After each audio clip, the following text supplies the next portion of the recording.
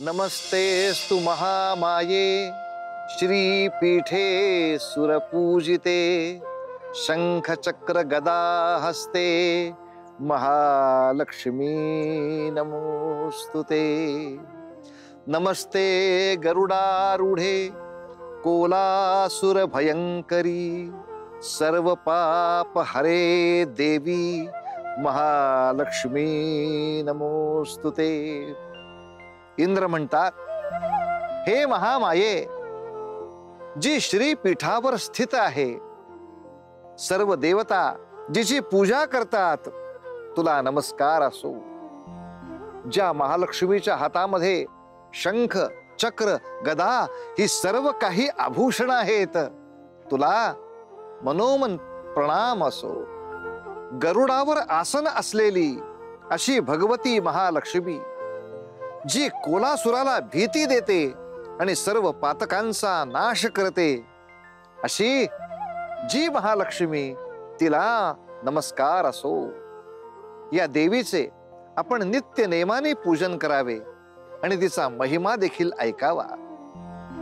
या देवीचे महात्म्य अनेक प्रकारांनी आपल्या समोर आलंय। आज आपण जी कथा बघतो त्यातून हेच देवीचं महात्म्य आपल्या समोर सादर होणार आहे। निघ आमच्या घरातून, निघ आत्ताच्या आत्ता। चोर कुठली? काय ग शकुंतले, तुला आम्ही इतका आधार दिला, हेच पांग फेडलेस आमच्या उपकाराचे? काय? ताई, मी काही केलेलं नाहीये। अगं देविका, अगं काय करतेस तू हे? आणि काय केलंय तरी काय शकुंतलाने? काय केलं? विश्वासघात केला आहे हिने आमचा। जिच्यावर आम्ही इतका विश्वास दाखवला, तिने चांगलेच पांग फेडले हो आमचे। नाही नाही, मी कोणाचाही घात केलेला नाही। नेमकं काय घडलंय ते सांगा तरी। सांगते ना, घाबरते की काय? हिने आमचा मौल्यवानाचा कंठा चोरला आहे। इतका मौल्यवानाचा होता की पाताशणीचे डोळे आणि स्वभाव दोन्हीही फिरले आणि हिने डाव साधला। नाही नाही, माझ्या हातून असे पाप घडणे शक्यच नाही। म्हणजे मी खोटं बोलते? मी स्वतः तो कंठा स्नानगृहात ठेवला होता। मी बाहेर येताच तो कंठा आतमध्ये विसरला आणि हिने आत जाऊन ताब्यात घेतला। सांग सांग, कुठे लपवलायस? कुठे लपवलायस तो कंठा? नाही नाही हो, मी नाही चोरी केली। मला नाही माहित, कोणाची शपथ घेऊ सांगा। देविका, हे बघ, शकुंतला किती विश्वासू आहे हे आपण जाणतो। तू तू त्या कंठाचे वर्णन सांग। कदाचित तू इतरत्र ठेवला असशील। एक काम करू, आपण सर्व मिळून शोधू। सांगते ना, चांगला असा सुवर्णाचा होता, त्यात लाल लाल मानके गुंफलेली होती, त्याला मोहक अशी नक्षी देखील होती। हे घे।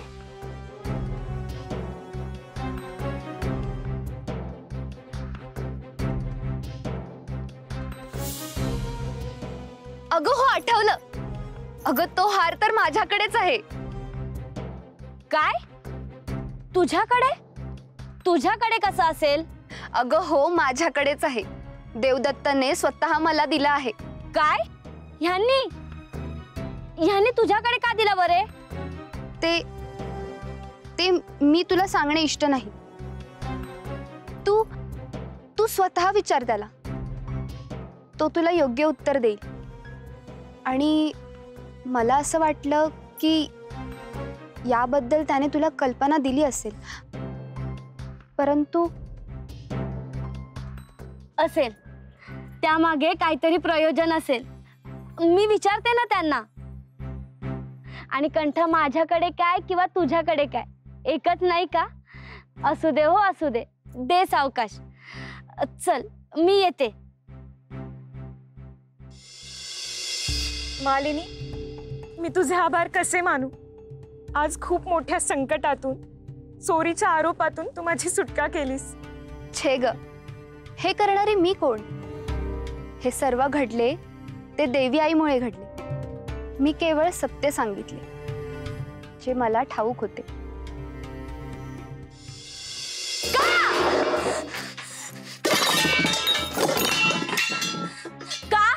का दिला तुम्ही?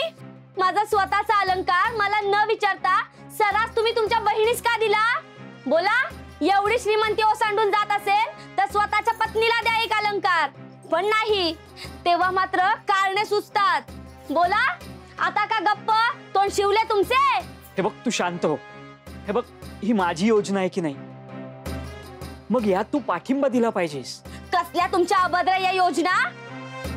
अगं, एक अलंकार दिल्याने जर सहस्त्र अलंकार मिळत असतील तर मग एका अलंकाराचा त्याग करणं हे शहाणपणाचे लक्षण नाही का? काय सहस्त्र अलंकार? होय, सहस्त्र अलंकार.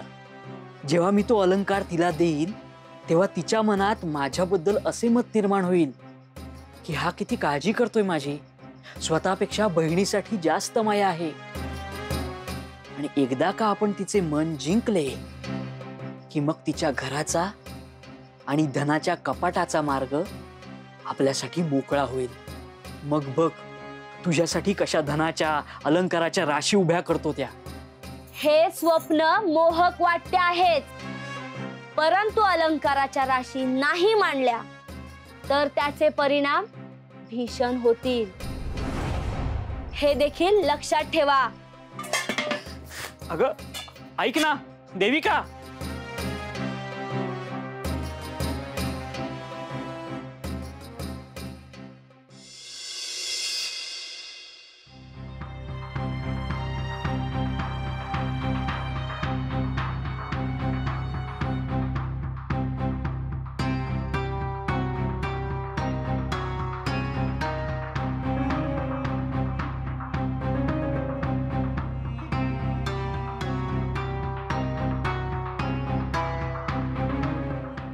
कोणी नाही.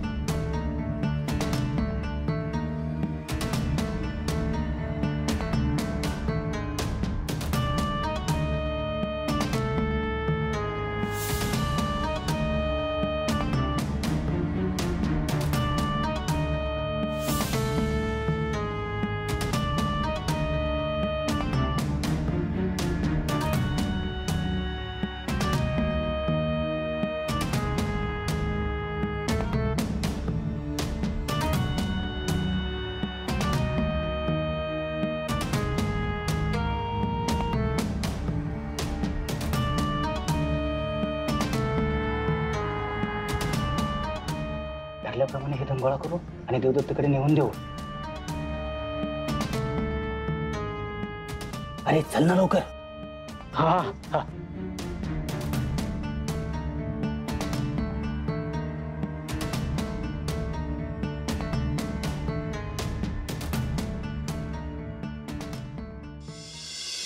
इतके सारे धन मला मिळाले तर माझे संपूर्ण आयुष्य माझाच अधिकार आहे यावरती. माझंच हे धन. काय करू, याला मारून टाकलं पाहिजे.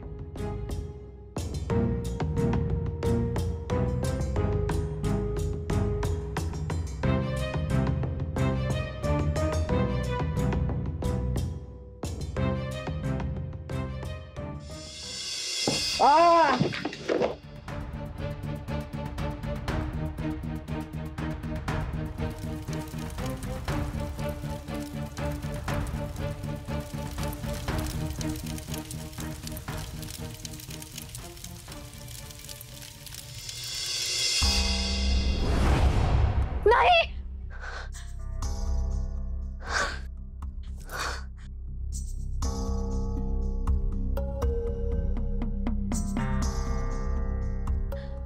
देवी, हे सगळे कसले विचित्र संकेत आहेत. कालपासून हे सगळं काय अशुभ दिसत आहे मला. नेमके काय आहे तुझ्या मनात देवी?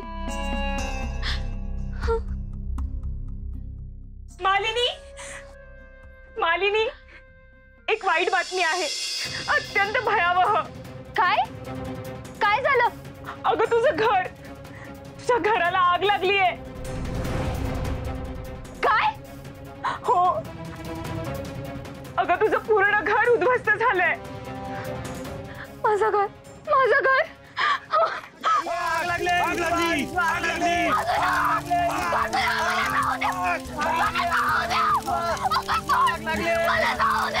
मालिनी अगं सांभाळ स्वतःला. परमेश्वरा, कुठल्या बापाची भिक्षा देतोयस रे आम्हाला? आता कुठे जाऊ मी? परमेश्वरा.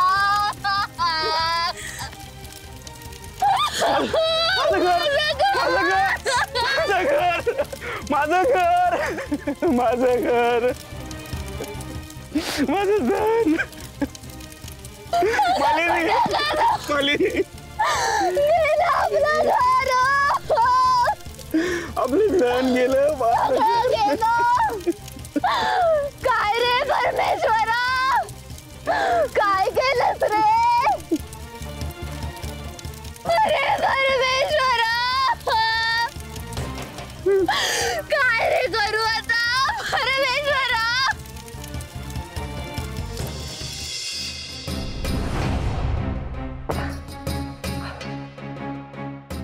हेच सुरक्षित स्थान आहे. इथंच धन सुरक्षित राहील. इथं माणसांचा वावर बी कमी आहे, कुणाला कळणार बी नाही. बराच वेळ शांततेत इथं राहू आणि कोणता शिपाई मागावर नाही याची खात्री करून घेऊ आणि परत येऊन हे धन इथनं घेऊन जाऊ. 1/3 भाग माझा काय, आता हे सगळं धन माझंच आहे.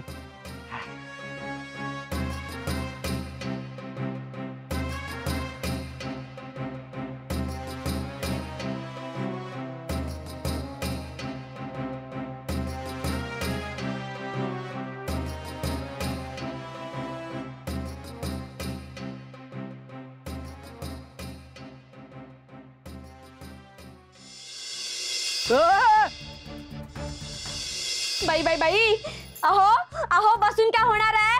माझा मौल्यवान दागिना तो दिला स्वतःच्या बहिणीला आणि नाहीसा झाला आणि म्हणे धनाची खान लाभली आहे.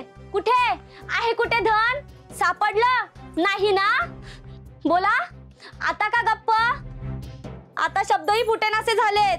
दे दे दे, तू मलाच दोष दे. या घरात काहीही विपरीत घडले तरी त्याचं खापर तू माझ्याच कपाळी फोड. तिकडे माझ्या बहिणीचं घर जळालंय. किती भयावह घटना आहे ही. आणि मी इतकाही क्रूर नाहीये की ही गोष्ट ऐकून आनंदित होईल. अगं तुला कळतंय का, चोरांनी फसवलंय आपल्याला. तुला कसं सांगू? अगं तेलही गेलं, तूपही गेलं, हाती काय राहिलं? अहो अहो ऐका.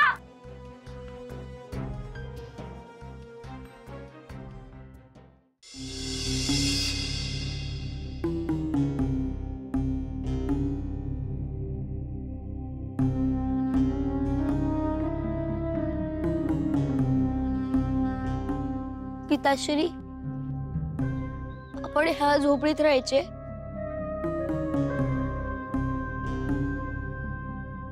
परिस्थिती इतकी कठीण होईल असे स्वप्नात देखील वाटले नव्हते. कुठे ते ऐश्वर्य, ते आपले घर आणि आता ही झोपडी. काहीच नसण्यापेक्षा जे आहे ते सुदैवी नाही का? नाही मालिनी, तुला कळत नाही. आता आपल्याला पुन्हा आयुष्याची नव्याने सुरुवात करावी लागणार आहे. जे घडले त्यामुळे आपण खूप मागे पडलो आहोत. जे गमावले त्याहून अधिक वित्त कमावे लागणार आहे. हरवलेले सुख पुन्हा मिळवावे लागणार आहे. सुख आणि धन याचा एकमेकांशी काहीच संबंध नसतो स्वामी. मी हेच आपणास सदा सांगत आले. नाही मालिनी, कितीही कष्ट करावे लागले तरी चालेल, जीवाचे रान झाले तरी चालेल, पण मी आधीपेक्षा अधिक धन मिळवेनच, आणि तेही स्वतःच्या कर्तृत्वावर. भगवंताच्या कृपेपेक्षा तुला तुझ्या कर्तृत्वावर लई विश्वास होता ना? काय रे, आता काय केलं तुझ्या कर्तृत्वानी? तुझ्या कर्तृत्वानी तुझी सोबत सोडली. नाही आजी, माझे फक्त धन हिरावून घेतले आहे. माझा विश्वास नाही. एवढाच जर तुला तुझ्या कर्तृत्वावर विश्वास असेल ना, तर गेलेलं सगळं धन तुझ्या कर्तृत्वावर परत आणून दाखव. माझ्या कष्टांवर आणि कर्तृत्वावर शंका घेतली होती ना, आता बघतच राहा काय किमया करून दाखवतो हा सदाशिव. चल बाळा.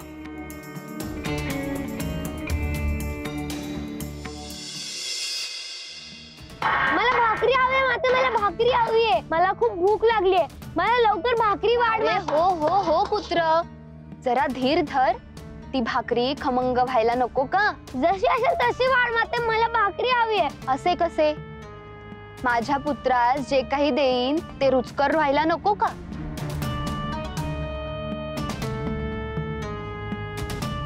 हे घे, आता मनसोक्त आस्वाद घेऊन खा भाकरी.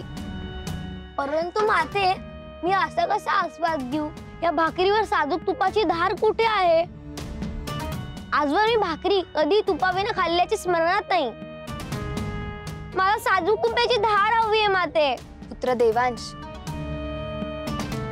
साजूक तूप तर नाहीये बाळा आपल्याकडे. तुपाशिवाय मी भाकरी खाऊ शकत नाही. मला साजूक तुपाची धार हवी आहे माते. देवांश, पुत्र असं भरल्या ताटावरती राग करू नये. आता तुला कसे सांगू? पूर्वी जगत होतो आपण ते आयुष्य आणि आता जगतोय आपण ते आयुष्य, ह्यामध्ये फार तफावत आली आहे.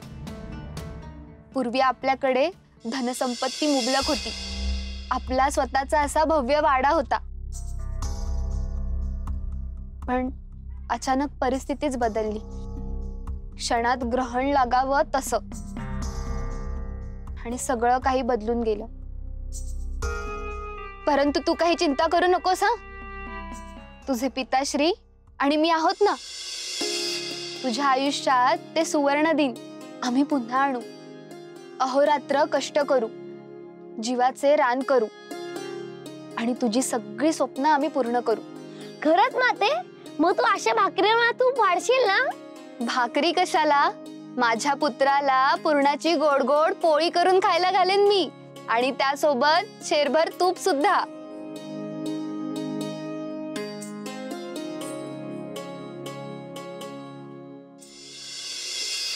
माऊली, असं म्हटलेलं आपण ऐकलंय की तुमचं कर्म तुम्हाला तितकंच देतं जे तुमच्या दैवाने तुमच्यासाठी लिहिलेलं असतं. खरं तर आपणच आपल्या कर्माने आपल्या नशिबातला आनंद आणि सुख गमावून बसतो. पण ह्याच्या विरुद्ध जर घडलं तर, म्हणजे हे बघा, तुझ्या नशिबात जी गोष्ट नाही, नियतीनं तुझ्यासाठी जे दिलेलं नाही, ते ओरबडून मिळवायचा जर प्रयत्न केला तर ते काही प्राप्त होणार आहे? विधी लिखित आहे तेच घडतं ना. म्हणून मनुष्यानं नेहमी जे आपल्या नशिबामध्ये मिळालंय त्यात समाधानी राहायला पाहिजे. न उतता न मातता त्याचा स्वीकार केला पाहिजे. आणि म्हणून माऊली, उतू नका, मातू नका आणि घेतला वसा टाकू नका.